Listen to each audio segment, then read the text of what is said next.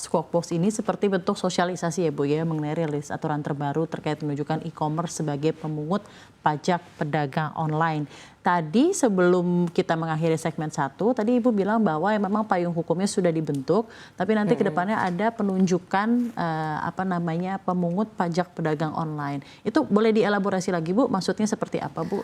Oke, nanti ada ketentuan lebih lanjut untuk menunjuk secara spesifik marketplace mana saja sih yang diberikan kewenangan untuk memungut. Misalnya, jadi pajaknya dibayarkan ke marketplace itu atau gimana Bu? Nanti bukan dibayarkan, dipungut langsung. Misalnya kan ada transaksi kan, transaksi dari merchant, jumlahnya berapa, kemudian merchant ini sudah menyatakan melalui surat pernyataan bahwa dia misalnya omsetnya di atas 500. Berarti kalau omsetnya di atas 500, pajak penghasilan dari merchant ini pajak penghasilan loh ya, bukan pajak atas barang yang dia jual. Pajak penghasilan si merchant ini yang punya toko di marketplace, dia memang harus dikenakan 0,5%, kecil sekali. Nah, misalnya gini, dia udah 500 juta, kemudian dia jual barang nih 100,5 juta misalnya, harga barang yang dia jual 1,5 juta. 0,5% berapa sih Mbak Safrina? 7.500 dari barang yang dia jual 1,5 juta. Nah itu dipungut oleh si marketplace. Nah jadi, itu mekanismenya. Jadi sistemnya itu pertama pelaporan bahwa omset mereka di atas 500 juta dulu. Nanti setelah itu setiap transaksinya itu akan dipotong 0,5%.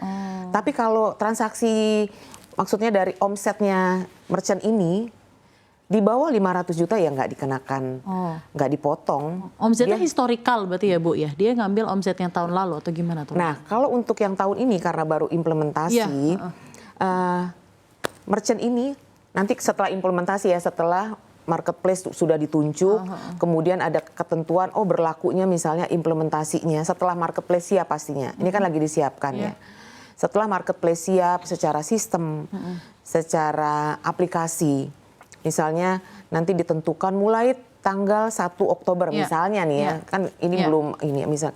Nah, once sudah ditetapkan mulai tanggal 1 Oktober, para pelaku usaha merchant ini menyampaikan surat pernyataan kepada marketplace.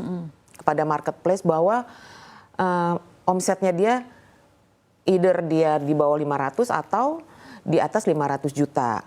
Nah, itu. Kalau sudah di atas 500 juta yang tadi saya jelaskan, ya memang transaksi yang dia lakukan akan dipotong 0,5%. Jadi itu memang sangat jadi kecil pokoknya sih. gini, step pertamanya adalah pelaporan jumlah omset dulu. Betul. Berangkatnya dari situ sebetulnya gitu ya Bu? Bukan pelaporan, surat pernyataan. Dia menyatakan bahwa omsetnya masih di bawah 500 juta. Misalnya kalau omsetnya memang di bawah 500 juta. Jadi nggak akan dipungut oleh marketplace ini. Udah pasti nggak akan Dan misalnya dipungut. nanti ke depannya ketika implementasi ini berjalan, nanti ada hal-hal contoh seperti misalnya di tahun pertama memang omsetnya dia menyentuh lebih dari 500 juta, tapi tahun kedua ternyata tidak. Itu tinggal melaporkan tinggal lagi ya, bikin surat pernyataan aja. Gitu ya. Jadi sebenarnya sangat fleksibel. Jadi sebenarnya sangat diminta bentuk kesukarelaan dan kejujuran dan menjadi wajib pajak gitu ya Bu. Keikhlasan ya. Gitu ya. Walaupun ya seperti tadi Ibu sampaikan Ditjen Pajak ini juga harus mengawasi dengan begitu baik ya Bu ya. Takutnya ada bentuk-bentuk tax evasion dan lain-lain yang akan dilakukan merchant dan lain-lain. Ya tentu kita harapkan nanti implementasinya betul-betul jelas ya Bu ya. Nanti penunjukan mengenai pemungut pajak pedagang online itu juga akan jelas e-commerce-nya siapa, sistem dan mekanismenya, karena tentunya ini nanti ketika implementasi ada banyak loophole-nya juga mungkin ya Bu ya, dari bentuk-bentuk pembayaran pajak atau mungkin ada ketidakjujuran atau juga misalnya dan lain-lain gitu. Jadi kita harapkan implementasi ini berjalan dengan baik. Nah tentunya pertanyaan berikutnya Bu, nah pengawasan, ini sekarang ke pengawasan ya Bu ya. Strategi dari DJP untuk mengoptimalkan potensi pajak dari aturan ini dan juga dari kegiatan ekonomi digital secara keseluruhan itu kira-kira seperti apa Bu?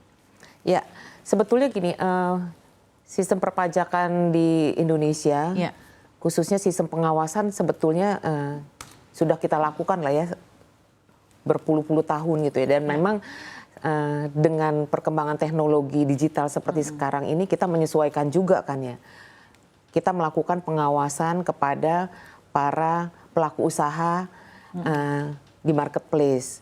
Nah itu adalah salah satunya tadi kita menunjuk pihak lain untuk melakukan pemungutan. Nah ini adalah salah satu pengawasan juga gitu ya, yang bisa membantu pemerintah, memudahkan wajib pajak dan juga memudahkan pemerintah. Kemudian pengawasan yang lainnya kami juga pastinya melakukan pengawasan dengan bekerja sama dengan para pihak yang lain, termasuk dengan marketplace. Ini adalah bentuk kerjasama.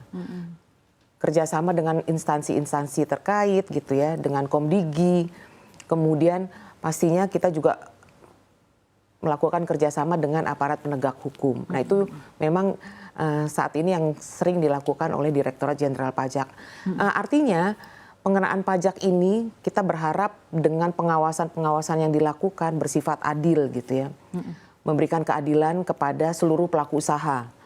Karena pembangunan Indonesia pastinya porsinya memang terbesar adalah pajak, dan pajak ini adalah tanggung jawab kita bersama. Ya, seperti yang apa ya Bu ya disampaikan juga oleh Menkeu kita gitu ya, APBN ini luar biasa perannya untuk negara. Betul. Ya Bu ya, fiskal dan lain-lain, dan shock absorber juga kalau dari eksternal atau global lagi tidak baik-baik saja gitu ya. Jadi memang dibutuhkan kerjasama semua pihak ya Bu ya. Kita kerjasama dan tanggung jawab semua pihak ya. Baik.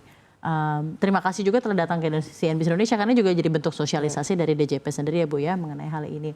Nah, saya juga ingin tanya Bu, kalau misalnya nanti aturan ini diterapkan, ya ini kan akan segera diterapkan, bagaimana nih DJP memastikan pengenaan aturan ini tidak berdampak langsung ke kenaikan harga barang yang akan dibayarkan oleh konsumen, knowing that saat ini daya beli masyarakat juga sedang tidak lagi posisi yang paling kuat gitu Bu. Ya, sekali lagi nih Mbak, ini bukan pajak baru ya. Ini bukan pajak yang baru yang dikenakan atas barang. Kan tadi kaitannya dengan kenaikan barang ya. Betul. Karena ini pajak yang memang seharusnya dibayar oleh pelaku usaha yang melakukan usaha, kemudian ada penghasilan di situ, ada laba. Jadi ini pajak penghasilan. Benar. Yang seharusnya memang dibayar oleh pelaku usaha gitu ya.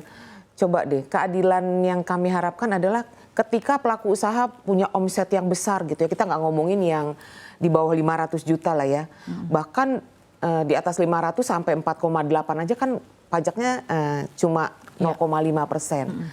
Tapi untuk yang lebih besar dari itu kalau dia nggak membayar pajak, coba. Ini juga nggak memberikan